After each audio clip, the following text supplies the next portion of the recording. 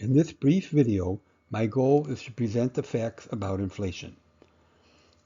I, of course, will tell you what I think, but I give you my sources like any scientist would, and you can decide for yourself.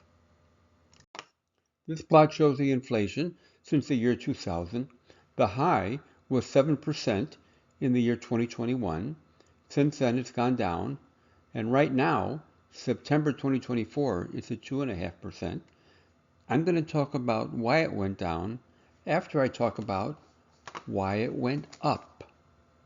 The consensus among economists is that the large inflation that took place in 2021 and 2022 was due to the effects of COVID, with its unemployment and the recovery measures taken to bring back the economy, and the supply side disruptions, including the chip shortage. And then things got worse when the Ukraine war started, with a resulting rise in oil prices. By the way, according to the U.S. Energy Information Administration, a branch of the federal government, we have produced more crude oil than any other nation at any time for the past 6 years in a row.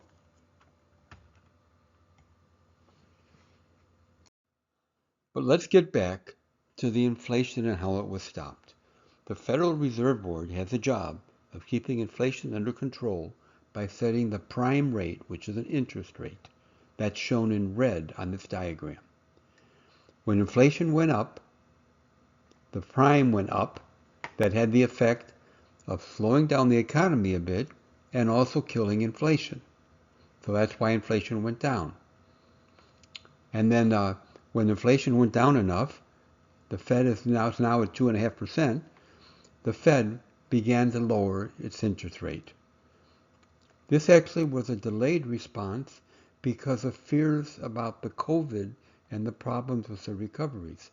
Had the Fed responded quicker to the shocks of the oil price rise and all that stuff, then the inflation would have gone down quicker. In the debates, we heard Trump say that he thinks the United States had the highest inflation in history. It's not even close, even in terms of American history. We had greater inflation in the late 70s due to the oil shortage involving the war in the Middle East, and greater inflation still as a result of World War II. Notice that during the Great Depression, we had negative inflation, or deflation. Most economists say that the healthy amount of inflation, the right amount, is about 2.5% a year, which is exactly what we have now.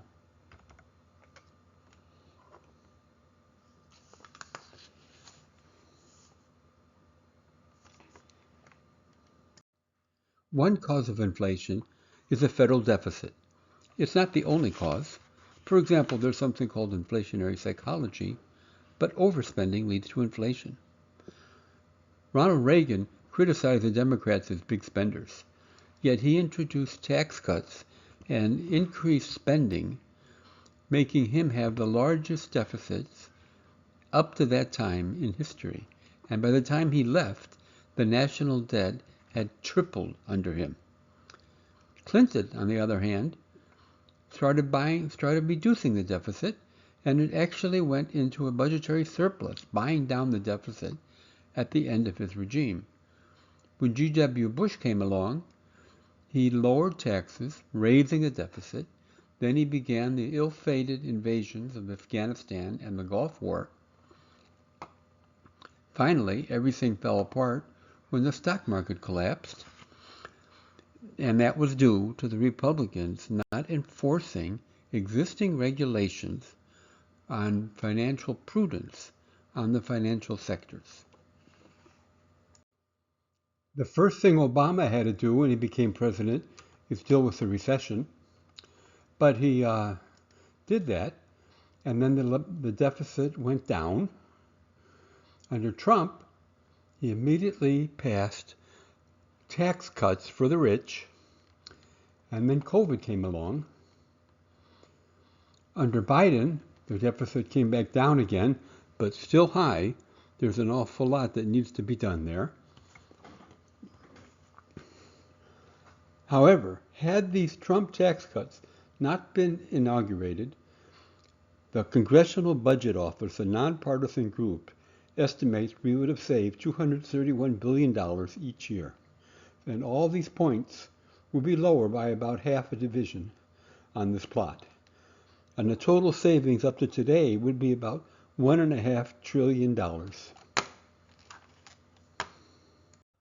But did the tax cuts have the promised effect of increasing our general prosperity?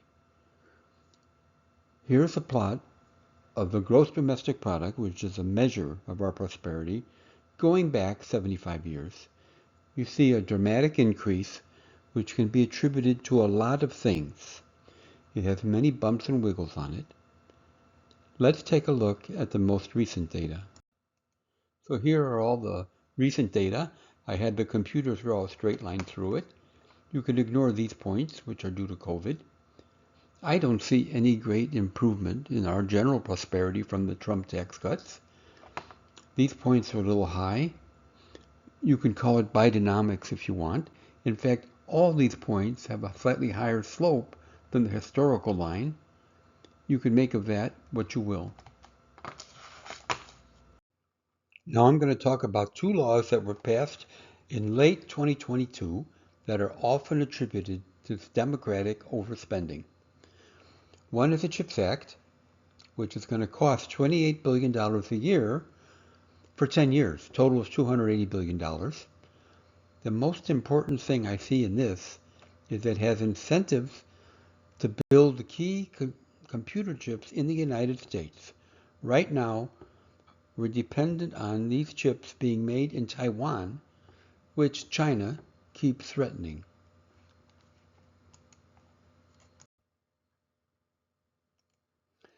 And the second one was the Inflation Reduction Act, which over the 10 years is supposed to save an average of $30 billion a year. It's got subsidies for Obamacare, some stuff for climate change, and drought resiliency in the western states. The way it pays for these and saves money in the long run is by establishing a minimum corporate tax, setting up competitive bidding for Medicare, which hasn't kicked in yet, and hiring more IRS agents so they can audit corporate tax returns.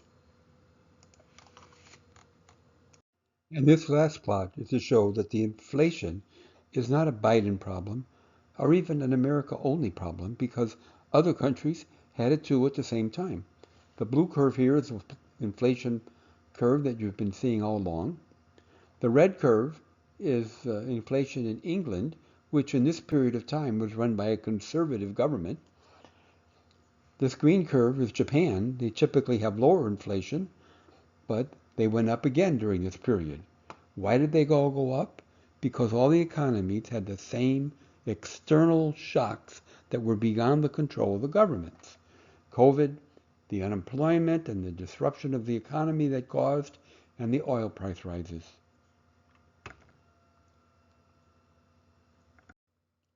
As I said at the beginning, you don't really have to believe me because I gave you my sources. You can check things out for yourself. You can check other sources. I do not recommend you check, though, with Donald Trump or the party he controls. He gets so many things wrong, from Obama's birth to his inauguration crowds, even the hurricane maps, that it's really hard to believe he would get inflation right. After all, he is a media man. He is not a technocrat. Thank you for listening. Go off and fact check me. I like that stuff.